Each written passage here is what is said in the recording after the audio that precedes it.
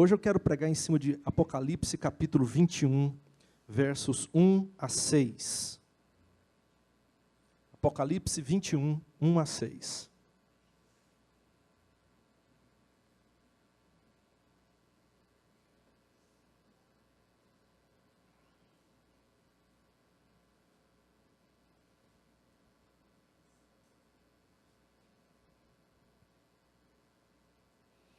Então vi novos céus e nova terra, pois o primeiro céu e a primeira terra tinham passado, e o mar já não existia.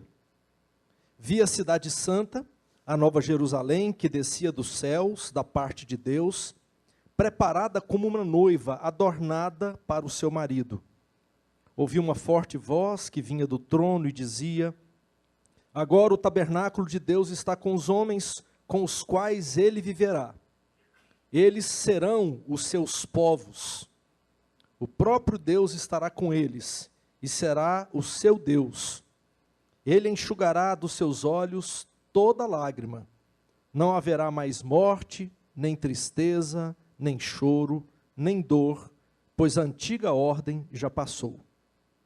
Aquele que estava sentado no trono disse: estou fazendo novas todas as coisas. E acrescentou: escreva isto, pois estas palavras são verdadeiras e dignas de confiança. Disse-me ainda: está feito. Eu sou o alfa e o ômega, o princípio e o fim. A quem tiver sede, darei de beber gratuitamente da fonte da água da vida.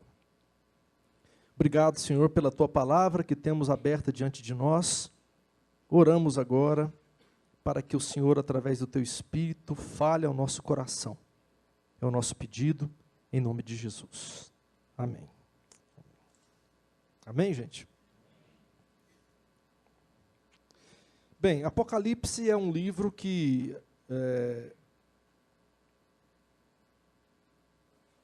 não é sempre que você encontra pregadores que preguem sobre ele. Eu lembro que nós tivemos uma certa vez uma classe de escola dominical sobre Apocalipse. Eu revezei essa classe junto com o Walter Genari e foi muito abençoadora para nós que participamos. Estamos ensaiando há algum tempo já o retorno desse texto ou desse estudo e quem sabe em breve volte aí a classe de Apocalipse na escola dominical. Mas aqui nós vemos uma cidade que desce dos céus. O texto está falando de uma cidade que desce do alto. A gente pode descrever cidades de diversas formas. Por exemplo, existem algumas cidades que são polêmicas e a gente ouve opiniões divergentes sobre elas. Paris. Tem gente que diz, olha, Paris, a cidade das luzes, é encantadora. Outros já dizem, Paris é uma cidade fria de pessoas de difícil relacionamento. Tem gente que reclama quando vai a Paris. E tem gente que ama quando vai a Paris. Nova York, uma outra cidade importante mundialmente falando. Uma cidade que pessoas descrevem como multicultural e acolhedora. Outros dizem que é terra de ninguém e excludente. Ela exclui. Como é que você descreve a sua cidade? Como é que você descreve Brasília? Eu já ouvi aqui no nosso meio Brasília como uma cidade de oportunidades. Já vi também Brasília como uma cidade da solidão,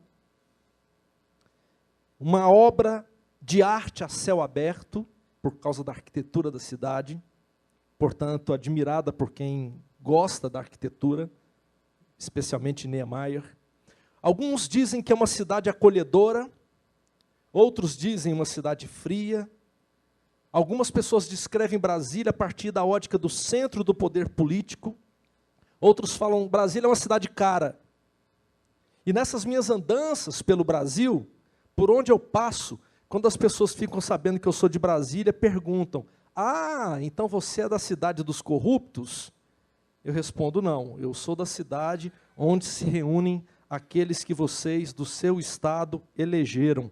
Se o que vocês tinham de melhor para mandar para lá são esses aí, paciência. A gente em Brasília aguenta. É a resposta que eu tenho dado, porque tem sido quase que... Aí as pessoas se calam e para o papo, né? A Bíblia nos apresenta uma cidade. A cidade da Nova Jerusalém. Como é que a palavra de Deus descreve essa cidade? É exatamente isso que eu queria ver com vocês hoje à noite. Esse texto que nós lemos, capítulo 21, versos 1 a 6, desculpe-me, é a conclusão de um importante trecho de Apocalipse que começa no capítulo 17, versículo 1, e vai até 21, capítulo 21, versículo 9. Se você abrir a Bíblia, você vai perceber que no capítulo 17, versículo 1, um anjo do Senhor, apresenta a João, quem escreve Apocalipse, a prostituta com a qual os reis da terra se prostituíram. Os habitantes da terra se embriagaram com o vinho da sua prostituição. Agora, no capítulo 20, no finalzinho, 21, melhor dizendo, o anjo apresenta a João a noiva. Olha o contraste, a prostituta e agora a noiva. Essa noiva é a esposa do Cordeiro, versículo 9. Ou seja, esse é um importante dado que vincula essa passagem que lemos hoje, no início do culto, com o relato anterior. De um lado, a prostituta, do outro, a noiva. De um lado, duas cidades, né? De um lado, a Babilônia, e do outro, a Nova Jerusalém. Perceba o contraste existente. No capítulo 21, versículos 1 a 8, nós encontramos aqui um final apoteótico, como se uma orquestra chegasse no seu momento apoteótico final. Aqui nós vemos o final apoteótico do drama do dragão, que começou no capítulo 12 de Apocalipse. O dragão, que não é outro senão Satanás. Ele e a sua primeira equipe, composta da besta, do falso profeta e da prostituta, eles foram completamente derrotados junto com os exércitos, com seus exércitos. Isso está no capítulo 19, versos 20 e 21. Só que não havia só uma equipe, havia uma segunda equipe. E essa segunda equipe, conhecida como Gog e Magog, ela foi aniquilada com o fogo do céu, conforme capítulo 20, versículos 9 e 10. Só então aparece o grande trono do juízo final, selando de vez a completa destruição do mal. A besta, o dragão, a morte, o Hades e ainda todos os ímpios estarão para sempre no lago de fogo e enxofre. O império da maldade aqui é completamente destruído de forma contundente e dramática. Já não há mais nenhum sinal do mal no meio da humanidade, da obra do Senhor.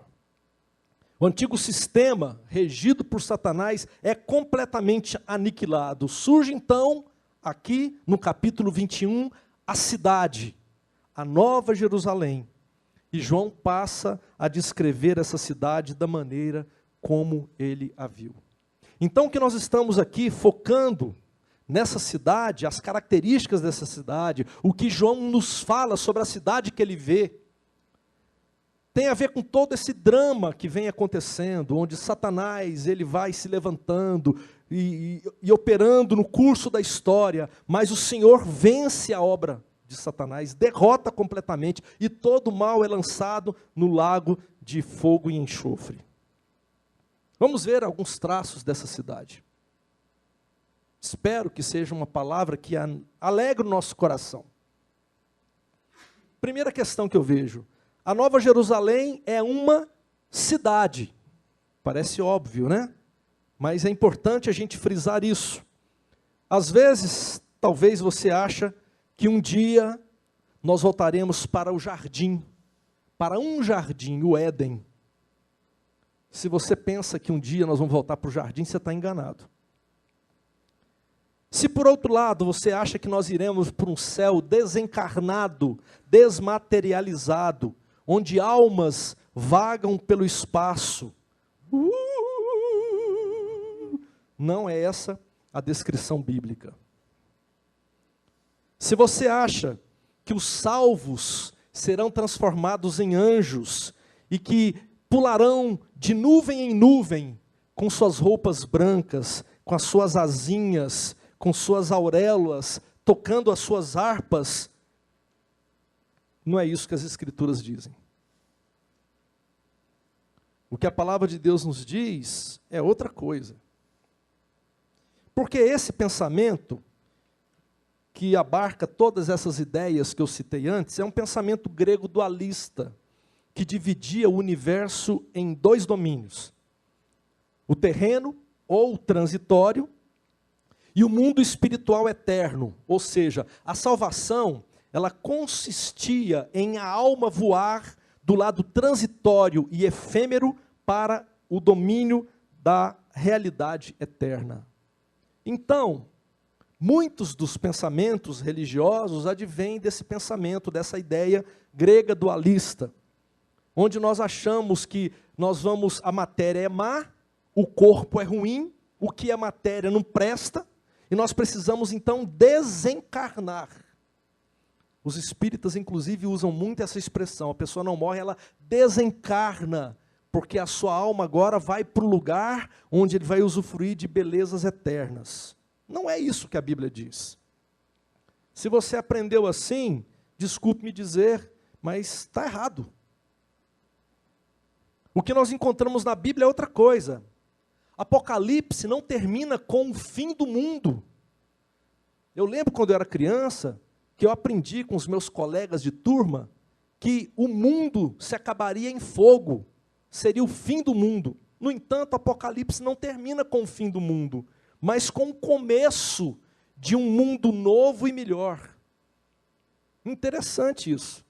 Por isso, segundo capítulo 20, versículo 11, os céus e a terra, eles não são destruídos, mas eles fogem para abrir caminho para uma nova criação. Percebe aí? Capítulo 20, versículo 11. O texto fala de novos céus e de nova terra, ou seja, a redenção não alcançou, não foi somente os crentes, a redenção não alcançou, não foi somente a igreja, mas todo o cosmos. Se hoje a natureza está escravizada pelo pecado, geme e aguarda a redenção do seu cativeiro, conforme diz Romanos capítulo 8, 20 e 21, quando Cristo voltar, a natureza também será redimida e teremos um universo completamente restaurado e livre do pecado. Versículo 20, capítulo 20, versículo 11. Depois vi um grande trono branco e aquele que nele estava sentado. A terra e o céu fugiram da sua presença e não se encontrou lugar para eles. Ainda que a velha criação tenha fugido, Deus não nos deixa sem terra. Nós não vamos viver um MST celestial. O texto está falando que aparece toda a nova criação, com seus propósitos, com o céu e a terra, mas com um detalhe, versículo 1 do capítulo 21, sem mar. Não vai ter mar. A nova Jerusalém que desce dos céus é o centro dessa nova criação. O único aspecto que Apocalipse desenvolve com detalhes é a cidade da nova Jerusalém, que é o centro dessa nova criação. Existem textos no Antigo Testamento, Isaías 65, Isaías 66, assim como Apocalipse, entre outros textos, nos falam dessa cidade. João não traz nenhum detalhe geográfico sobre a cidade, nem mesmo cosmológico da nova criação, mas traz aspectos relacionais na vida daqueles que habitam a cidade, dos fiéis. Portanto, gente, Apocalipse descreve que viveremos a eternidade numa cidade. Se na escatologia tradicional todos os salvos vão para o céu, em Apocalipse ninguém sobe ao céu, ao contrário, tudo baixa. O trono de Deus baixa, a cidade baixa, e João, que estava no céu para ver o que estava acontecendo, ele baixa. É essa a realidade de Apocalipse. Segunda questão que Apocalipse nos ensina sobre a cidade. A Nova Jerusalém é uma cidade nova, uma cidade descida dos céus. É importante esse ponto, porque Nova Jerusalém também é chamada de cidade santa. Não tem nada a ver com a Jerusalém dos nossos dias, uma cidade antiga, histórica, belíssima, mas não tem nada a ver com ela. É uma cidade nova, Nova Jerusalém, construída por Deus.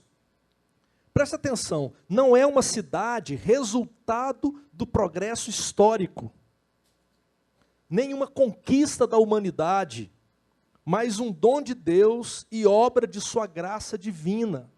Não é uma cidade que se tornou uma bela cidade porque os homens progrediram, porque a ciência progrediu, porque o conhecimento progrediu e criou-se uma cidade completamente bela e sem problemas. Não. Ela não foi erigida de baixo para cima, como normalmente as cidades, os prédios são erigidos, edificados. Primeiro você lança o alicerce no chão e vai construindo de baixo para cima. Não. Ele é o resultado final da vinda de Cristo, de sua morte e de sua ressurreição. Ela vem de cima para baixo. Não é uma cidade como Babel. Lembra em Gênesis capítulo 11?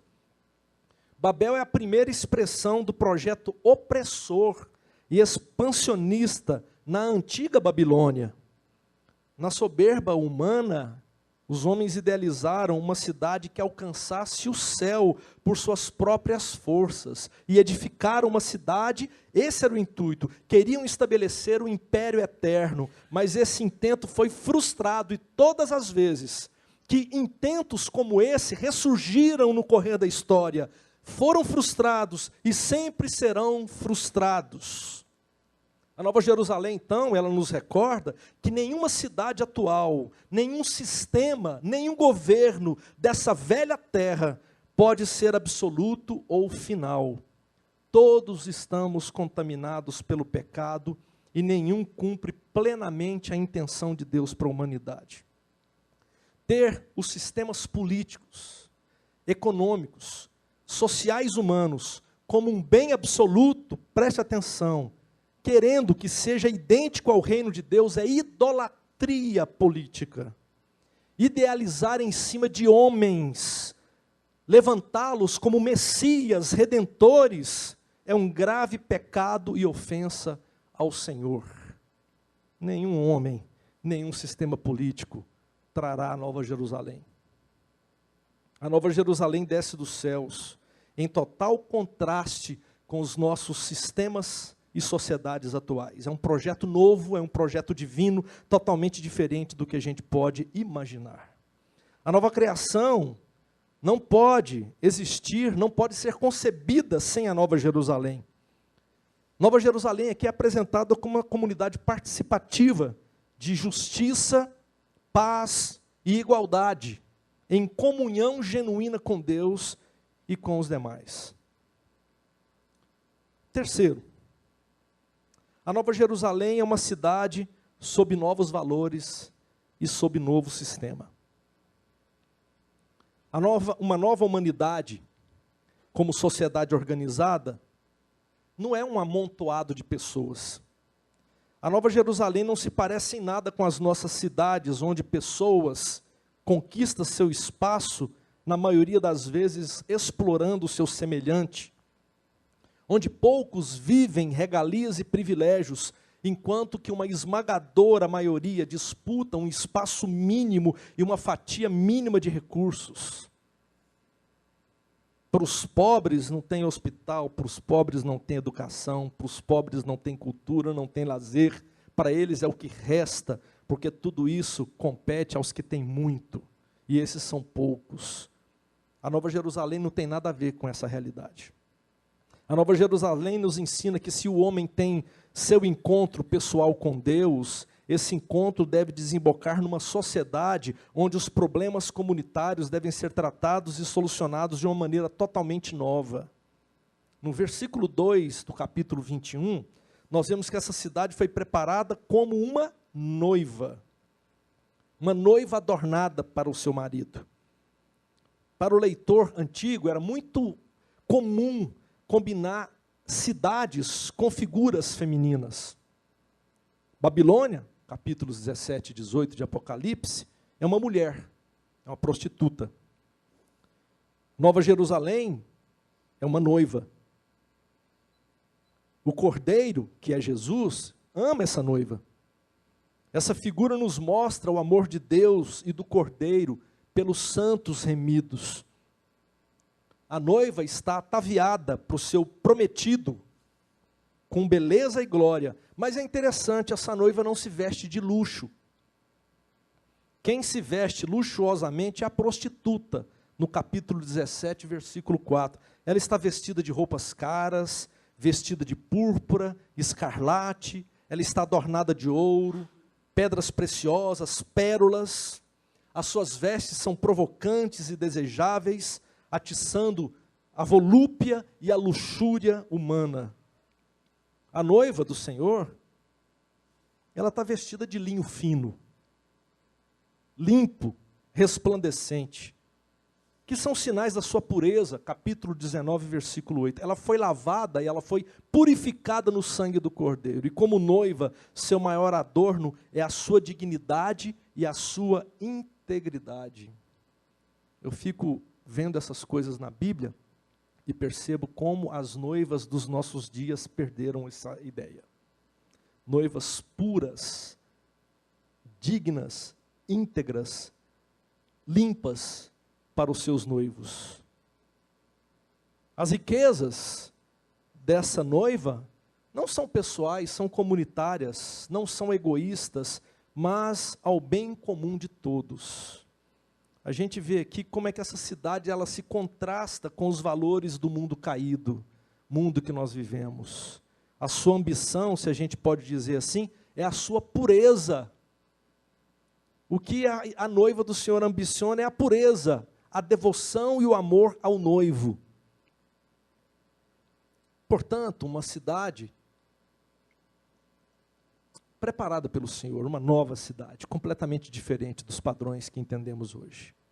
Em quarto lugar, a Nova Jerusalém é uma cidade onde Deus habitará. E nós moraremos com Ele. Presta atenção, Deus não somente preparou a cidade, mas Deus habitará na cidade. Nos tempos do Antigo Testamento, lembram-se? A primeira morada de Deus foi o tabernáculo. E atravessou o deserto, o tabernáculo, ali era a casa de Deus. Depois, essa casa em movimento, quando Israel se estabelece na terra prometida, agora é construído o templo fixo. E Deus era reverenciado e adorado, tanto no tabernáculo, quanto no templo.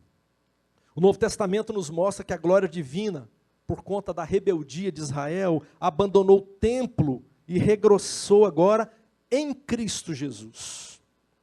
Nas palavras de João, capítulo 1, versículo 14, Jesus é aquele que tabernaculou, que morou, que viveu entre os homens.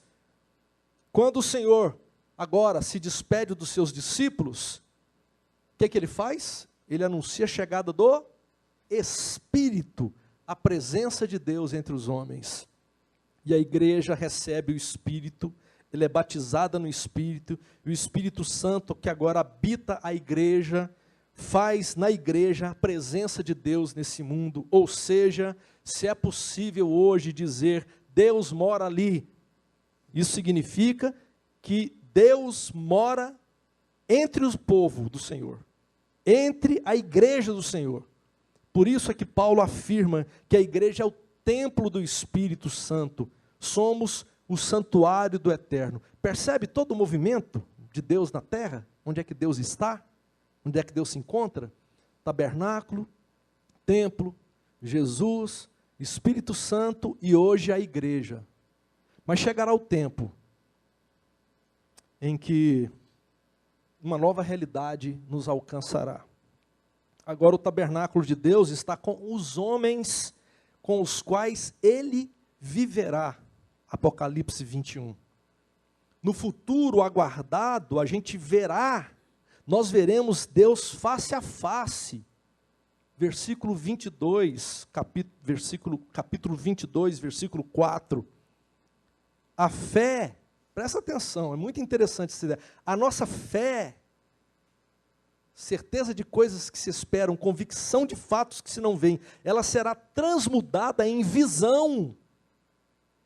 Nós agora veremos, não mais nutriremos uma esperança, veremos, eles serão os seus povos, e o próprio Deus estará com eles, e será o seu Deus. É isso que o texto nos diz.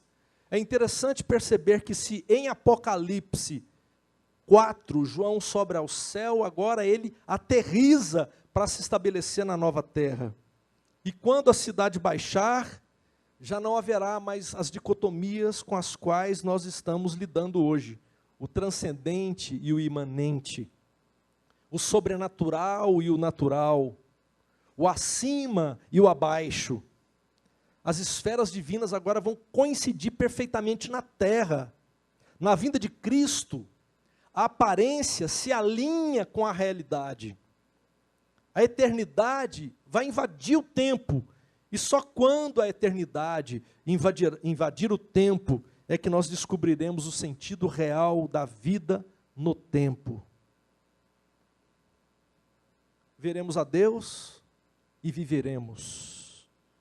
Sabe por quê? Porque viver é conhecer a Deus. O futuro que Deus oferece não é outro senão Ele mesmo. Conhecer a Deus será a nossa tarefa eterna. Uma fonte inesgotável de conhecimento. Passaremos a eternidade tentando conhecer a totalidade de Deus e não conseguiremos alcançar o todo conhecimento de Deus. Abacuque, capítulo 2, versículo 4, diz que a terra se encherá do conhecimento do Senhor, como as águas cobrem o mar. E nós prosseguiremos no conhecimento da grandeza inesgotável de Deus. Há um pacto aqui, se você percebe, no capítulo 21, versículo 3. Nesse pacto, Deus será Deus deles, e Deus com eles, Emanuel, e eles serão o povo de Deus. Ou melhor, como está aqui na Nova Versão Internacional, eu li, e pode ter soado meio estranho para alguns, de conformidade com o original, eles serão os seus povos, ao invés de eles serão o seu povo. No original a ideia é de eles serão os seus povos, ou seja, a ideia de um internacionalismo que revela o interesse de Deus em todos os povos da terra, exatamente o que a Ana estava cantando e falando para a gente. Na eternidade, na Nova Jerusalém, portanto, queridos, desaparecerá toda discriminação racial, política, toda segregação será aniquilada. Essa ideia que nós temos vivido no mundo de hoje, onde pessoas perambulam pelo mundo em busca de um canto, alguém que os acolha, isso não haverá na Nova Jerusalém. Todos seremos unidos com o Senhor e habitaremos numa cidade onde Deus morará conosco, Ele pessoalmente, e nem mais os seus representantes. Não haverá assim. Quinto lugar, estamos caminhando já para os últimos. Na Nova Jerusalém, João nos mostra que haverá, ou nós sentiremos algumas ausências, ou melhor, não haverá, né? Ou seja, sentiremos ausências. Ausência de quê? Não haverá mar, não haverá lágrima, não haverá morte, nem tristeza, nem choro, nem dor, e no próximo capítulo, nem noite. Como nós não vamos para o próximo capítulo, vamos ficar até aqui. É interessante, alguns estão preocupados, poxa, então não vai ter mar lá, eu gosto de ir para a praia todo mês de janeiro, como é que vai ser? Né? Não vai ter mar, não vai ter praia no Nova Jerusalém? Bem, o texto aqui está dizendo que o mar já não existe. Parece estranho, não é? Capítulo 22, versículo 1, nos mostra que essa visão do novo cosmos não exclui a água, porque fala de um rio. Por isso, Não podemos entender a ideia do mar que aparece aqui de maneira tão superficial, tipo, vou ou não vou para a praia na Nova Jerusalém? Nós temos que aprofundar um pouco mais essa ideia. Por quê? Porque hoje o ser humano conquistou o mar. Hoje o ser humano navega pelo mar. Submarinos potentes perscrutam o fundo do mar. Conhecemos muitas e muitas espécies, animais e vegetais do fundo do mar. Hoje os navios transitam por sobre o mar. Hoje a Marcele, né, pega uma surf no mar. Mas não era assim. Nos tempos antigos a realidade era outra. Os navios eram frágeis. E a falta de equipamentos adequados fazia o mar o domínio das trevas, o lugar do mistério, o lugar do traiçoeiro. Por isso havia nos tempos antigos toda uma relação misto de mistério e medo. Se você pega o capítulo 13, você vai perceber que o mar aqui em Apocalipse significa o local da gestação do satânico, da rebelião contra Deus e a sua boa criação. Foi do mar que se ergueu a besta com a sua blasfêmia, com a sua sedução, com a perseguição e o assassinato. E essa fonte maligna nunca mais jorrará na nova criação. É nesse sentido que o mar não existirá. Quando o Apocalipse diz que o mar já não existe, está dizendo que o sistema antigo desapareceu completamente e foi substituído por algo totalmente novo e diferente. Satanás e seus anjos foram totalmente aniquilados no lago de enxofre, de lago de fogo e enxofre. Imagine João, que estava numa ilha, a ilha de Patmos, cumprindo pena por amar a Jesus e por ser um pregador da palavra, e ele olha em volta da ilha, só tem mar, e ele está ali isolado de tudo e de todos. Não ter mar é maravilhoso, porque o mar tornou-se a sua prisão.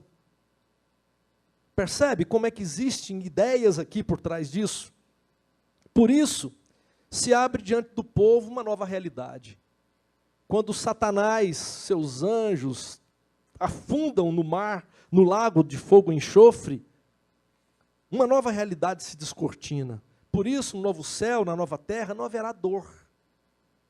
Amém, Cláudia? Porque a dor é consequência do pecado. Se nós hoje, seres humanos, sofremos dores, é porque o pecado afetou a vida humana. A dor física, a dor moral, a dor emocional, a dor espiritual não entrarão no céu. Olha que maravilha. Não haverá mais enfermidade, não haverá mais defeito físico, não haverá mais cansaço, fadiga, estresse, depressão, traição, decepção, frustração, desânimo. O que fez parte desse mundo, na Nova Jerusalém não estará. Aquilo que aqui nos tem ferido e machucado, que nos marca, no céu não entra. Não haverá mais lágrimas. Não haverá mais choro nas ruas, nem nos quartos das casas da Nova Jerusalém.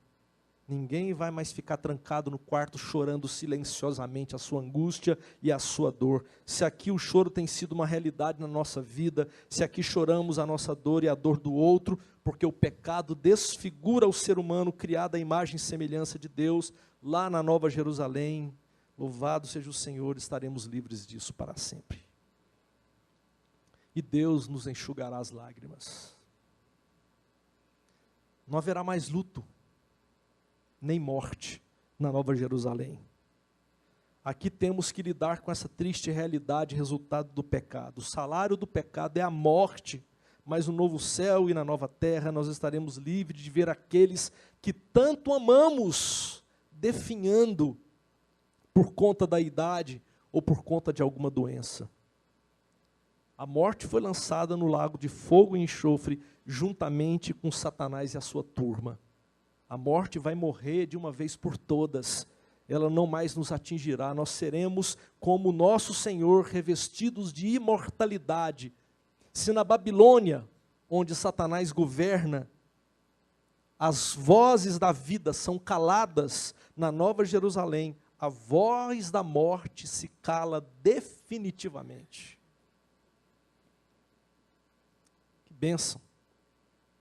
Louvado seja o nome do Senhor. Sexto e último. A Nova Jerusalém é uma cidade eterna.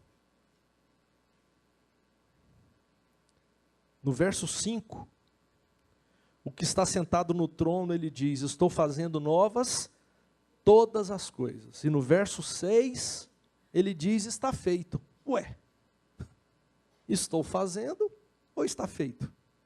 Percebe?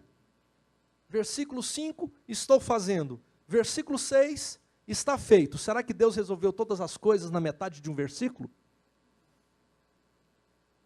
Ele está fazendo ou está feito?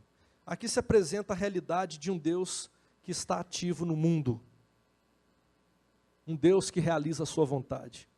Ele age hoje, o seu governo está sendo levantado hoje, e esse governo se completará num futuro breve. O Deus da Bíblia é um Deus transformador e renovador. Um Deus sempre disposto a fazer novas todas as coisas. É fundamental a nossa esperança na nova criação que esse texto anuncia. Porém, no Novo Testamento, esse ainda não futuro já tem hoje o seu já presente. Deus está fazendo novas todas as coisas. E isso deve mover-nos a uma esperança no mundo. É triste quando nós percebemos que tantas pessoas estão desistindo da vida, inclusive dentro da igreja. Essa palavra é uma palavra de ânimo, é uma palavra de esperança. Deus está fazendo, Ele não deixou de fazer, nunca. Ele está fazendo novas todas as coisas. Se alguém está em Cristo, é uma nova criatura, ou é uma nova criação, segundo Coríntios capítulo 5, verso 17. O Evangelho é o poder de Deus para constante transformação e renovação da vida. As nossas lutas e sofrimentos de agora, como as do mundo que vivemos, essas que você está vivendo hoje, que vai viver amanhã, elas são dores de parto dessa nova criação preparada por Deus. Imagine assim. Essas passagens, ao mesmo tempo que nos apresentam uma realidade futura e eterna, também é um chamado que nos desafia à fidelidade dentro do contexto histórico que vivemos. Quando falamos e olhamos para a Nova Jerusalém, não devemos apenas aspirar a um futuro quietos, acomodados. Não. Ao estudarmos e olharmos as características da Nova Jerusalém, nós devemos nos despertar a uma nova postura diante da vida atual e das lutas pessoais e comunitárias que nós temos vivido. Deus está chamando os seus servos a serem seus instrumentos de transformação da realidade presente, porque Deus está fazendo. Deus está fazendo. E Ele faz através daqueles que são o seu representante, os seus representantes na face da terra. Nós devemos olhar para a Nova Jerusalém não de uma maneira escapista, de uma maneira alienante. Não, a Nova Jerusalém deve nos fazer entender que o Senhor tem nos chamado a ser hoje aqueles que fazem a vontade e realizam o querer de Deus, o Deus que está fazendo novas todas as coisas.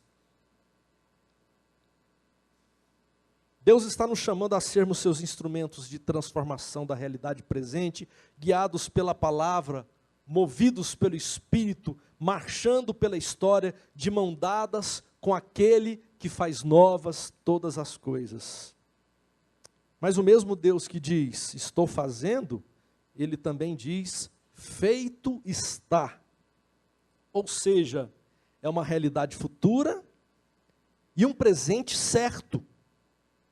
Não precisamos ter medo, insegurança jamais.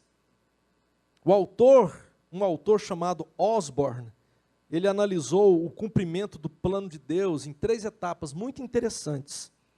Ele diz que nas 3 vezes que o está feito aparece, algo de Deus está sendo concluído. A primeira vez que Deus aparece na Bíblia, Deus dizendo está feito, é em João capítulo 19, versículo 30, quando na cruz Jesus disse, está feito, está consumado. Consumando de uma vez por todas a obra redentora para a nossa salvação. Nada mais precisa ser feito para a nossa salvação. Está feito, está consumado. A segunda vez que o está feito aparece, está lá em Apocalipse capítulo 16, 17, quando o 7º anjo derrama a sua taça no ar, e a voz vinda do trono disse, está feito. Ali o Senhor está realizando o seu juízo final contra a velha ordem do pecado e da injustiça, e Deus conclui e põe fim na injustiça e no pecado. E agora, com esse está feito, Deus está anunciando a plenitude de vida para um povo, o seu povo, um povo redimido. Está feito. Com isso, queridos, nós estamos vendo que o futuro não é uma incógnita incerta. O futuro não é um enigma a ser desvendado e que deve nos causar, portanto, ansiedade e preocupação. Não andeis ansiosos. A nossa esperança está fundamentada no Deus que está sentado no trono. O texto diz, aquele que é o alfa e o ômega, aquele que é o princípio e o fim. Aquele que está sentado no trono e que faz nova todas as coisas. A nossa esperança está fundamentada nele. Um dia, ou ainda não, da nossa existência cristã, será convertida no já eterno, no está feito. O está consumado do nosso Senhor Jesus nos garante o está feito da vida eterna que nos espera na Nova Jerusalém, a cidade que Ele foi preparar para o seu povo. Por isso não desanima. Meu irmão, minha irmã, sigam firmes, sigam confiantes. Não permita que esse sistema mundano, onde a besta transita em nosso meio, onde a desesperança, o desânimo, o mundo da prostituta e da Babilônia, que está aqui entre nós, onde o império das trevas, onde Satanás com seus anjos de todas as formas tenta roubar da igreja a esperança, não permita, não desanime. O Senhor está ativo e Ele conta com você e comigo. Essa cidade não depende de nós, ela vem da parte de Deus. Mas ao mesmo tempo nós somos chamados a testemunhar dessa obra que Deus realizou. Ela, melhor dizendo, essa obra é a palavra de salvação e esperança para tantos e tantos que estão abatidos e desalentados nessa vida onde ainda impera a antiga ordem. Se ainda vivemos na Babilônia, a Nova Jerusalém é uma certeza. Que o Senhor te ajude, que o Senhor me ajude, que o Senhor nos ajude. E que jamais o abatimento ocupe espaço em nosso coração e nos faça crentes derrotados, desesperançados. O Senhor virá, Maranata, ora vem Senhor Jesus. Amém? Amém.